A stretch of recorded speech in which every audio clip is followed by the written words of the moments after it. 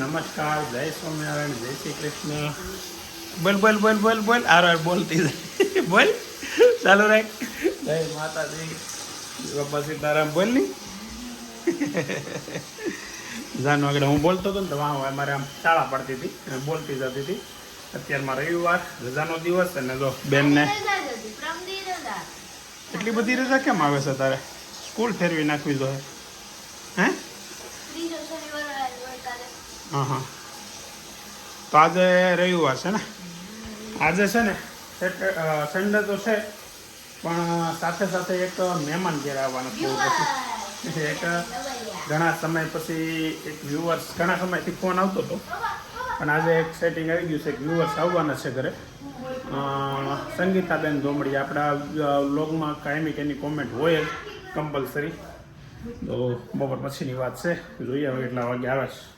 બોલ હું પપ્પા કરશો એટલે તારે જોઈ છે રૂમાલ? હું તો ધોવામાં નાખવા ઓલા ઉકવવા નાખવા તો જો હું પાછો મૂકું. હા તો ભલે રાત બધું કામ કરી નાખ્યું. કાલે ગુલાબ જોયું તે જોયો ખૂણો મારો મેં સાફ કરી નાખ્યો. એમ નહીં, તું તો કામ કરે પછી તારા ભાઈ પાસે ધમકી હોતી મરાય બ્લોગમાં કોમેન્ટમાં કરેલી જોઈએ ને તે કોમેન્ટ કરી. બોલો એવું શીખવાડે કે તારે ગુડ મોર્નિંગ નહીં કહેવાનું એને ઈ તને એવું શીખવાડે એમ તો કહું છું. બોલો આવો ભાઈ હોય બે માણસ બાંધતા શીખવાડે છે. આપણે જવાનું બંધ કરી દેવું એવું છે. હવે કાલે પરેશભાઈ છે ને ગુલાબને એમ ફોન કરીને કીધું કે તું છે ને ગુડ મોર્નિંગ નહીં કહેતી સવારમાં. કાલે મારો ભાઈનો મીઠો ઝઘડો વ્લોગમાં હતો ને જોઈને. ચાલો નાઈ લો, જાઓ જાઓ નાઈ લો જાઓ નાઈ લો. 1 વાગ્યાને 15 મિનિટે અને ઘરે અત્યારે મસ્ત ખાઈ પીને બધા આરામ ફરમાવી જાય એવું લાગે છે. જમી લીધા? હું આપે? ઓહો વાહ, you have lots of time for fun.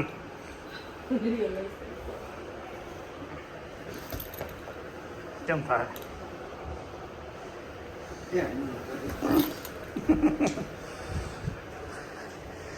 ચાલો શું છે લંચમાં? હે હલકો ફુલકો હું મગભાત. ઓકે, તમને બેને ટાઈમ ફૂલ મળતો લાગે હે ને રમવાનો. નવરાજ છો. જો આજનો લંચ જોતા છે ને મને કોણ યાદ આવી ગયું ખબર હતા? કોણ યાદ આવ્યું ખબર નહીં? કયો લોગ? સૌરભ જોશી. દાલ ચાવલ બસ એક જ. ગમે ત્યારે ખાતા ત્યારે આવું હોય દાલ ચાવલ કંઈક अलग प्रकार. मूंग की दाल है, आज उड़द की दाल है, आज ये दाल है, कभी राजमा है, बाकी चावल तो कंपल्सरी होता ही. અને આ તો લીંબુ નીચોવે છે, કાંદા છે મસ્ત સુધારેલા વેદાંતે. હવે મને આગળ અહીંયા આપશે એટલે હું ખાતો જઈશ. મેં મસ્ત સુધારીને કરે બધું કમ્પ્લીટ કરીને જ મને આપે. મારો દીકરો બહુ ટાઈલો છે હે ને બેટા?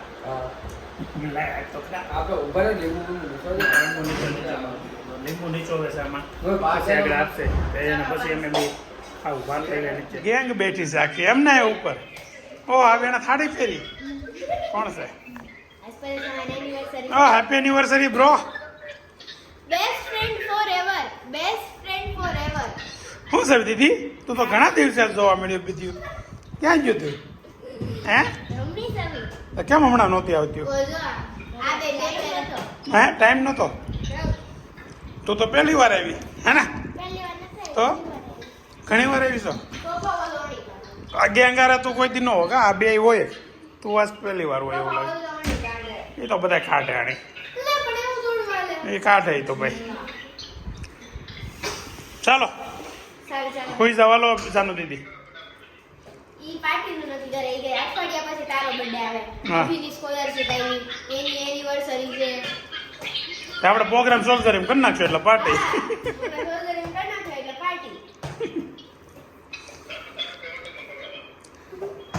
4 વાગવામાં 15 મિનિટની વાર છે ને બની ગઈ છે મસ્ત ચા. ચા છે ને આમ બંધ કરી દીધી છે રેગ્યુલર, પણ આજે આમ ઘરે ચા પીવાની ઈચ્છા થઈ તો ભાભીએ બનાવી છે.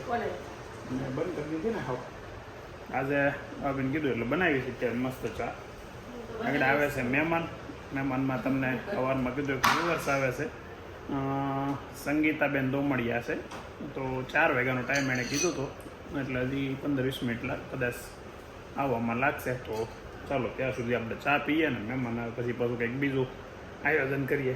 જો અત્યારે છે ને મહેમાન આપણી ઘરે આવ્યા છે સંગીતાબેન, હસબન્ડ તમારું નામ જ પૂછ્યું ભાવેશભાઈ, અને સાથે ન્યૂ કપલ. નહીં, અત્યારે આજનો દિવસ માટે ન્યૂ કપલ. આજે એમની એનિવર્સરી છે, પરેશભાઈની ને આશાબેનની 24મી એનિવર્સરી છે ને. તો મસ્ત સુપર 24 યર તમે આપણી ઘરે પાર્ટી છે, એમની એનિવર્સરી છે. એટલે જો આવું છે ને અમે ખરેખર પરેશભાઈને કાંઈ પણ હોય તો ઘરે આપણે પાર્ટીનું આયોજન રાખીએ છીએ, પણ એ એટલું બધું નથી. કેમ છો? એટલે પણ તમે જ કીધું આગળ વેટ તો પણ સહેજ ને હું ક્યાં ના પાડું છું. આગળ ઓળો ને રોટલો મસ્ત બનાવવાનો જ છે, આપણે એ જ રોકાઈ જવાનું હવે. તો એ જે ખવડાવે ખાઈ લેજો. અને મહેમાને પણ એમને એનિવર્સરી વિશ કર્યા. આગળ મેં વ્લોગ ચાલુ કર્યો તો અત્યારે જ કર્યો, એટલે પછી કીધું હવે બોલો એને જોવાનું ગમે એ બ્લોગમાં આવું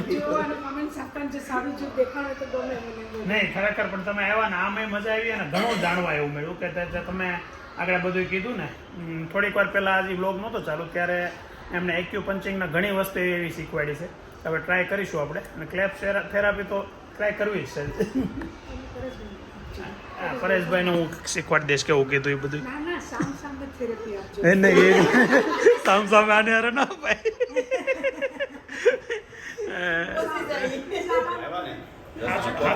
હાચું બોલજો. અહીંયા આમ જો મહેમાન છે ને એ એમ થાય કે આ માણસ ખોટું કેટલું બોલે.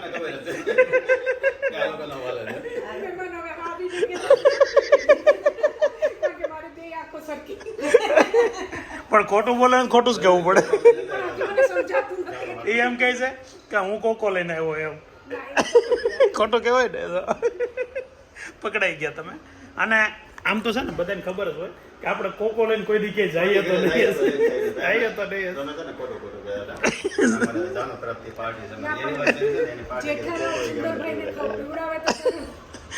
સુંદરલાલ કોકો પીવાનો હોય ને ત્યારે આમેથી ફોન કરીને જ આવે, કોકો લઈને આવે છે. બંધ કર્યા છે, આવી છે ત્યાંથી જોવાનું જ નથી મારે, એટલા ભેગા થઈ ગયા છે. આમ તો હવારમાં બધાને રિપ્લાય જ આપું છું. તો મારી તરફથી હેપી એનિવર્સરી. શું છે મેં તમને કીધું તો ખરા, પણ બ્લોગ નહોતું કીધું. એનિવર્સરી વિશ નહોતી કરી. એ તો હું રૂબરૂ મળું ત્યારે કરું ને. આમ મને એવું એટલે સંગીતાબેન આવવાના તો ફિક્સ હતું, એ આવે ત્યારે હું તમારે ઘરે લઈને આવત ને કાં તમે અહીંયા આવત, એવું ફિક્સ હતું. તમારો ખૂબ ખૂબ આભાર. અને તમારે કઈ પાર્ટી બાર્ટીની ગણતરી તમારે કઈ ન હોય. હા અરસપરસ છે નહીં, એ કંઈક પાર્ટી બાર્ટી એનું આયોજન કરવાના હોય. ભલે આજ તમે જઈ આવો, કાલ કરજો, આપણે એવું કંઈ નથી. તો અમારે શું છે ગિફ્ટ લઈને આવી છે, પણ હવે કંઈક એવું હોય તો લઈને હોય કે સામેથી કંઈક ઘેર આવો તેને ગિફ્ટ તો ન દઈ દો. તમારે ગિફ્ટની જરૂર, તમે ખાલી એમને આવી જાવ. મારે ગિફ્ટ નથી જોતી, એમને મારી જાવ તો એ આમ તો રેગ્યુલર જોતા રહે તમને મોટા રહેશો. જમવાનો ટાઈમ હોય તો ગોઠવો ને, મામે જઈએ આપણે.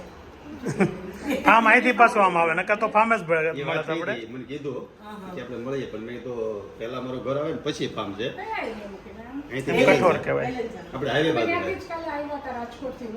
હા ત્યાંથી આવ્યા, એ ફાર્મ પાસેથી જ નીકળ્યા છે. જો અહીંયાથી આવ્યા હોય તો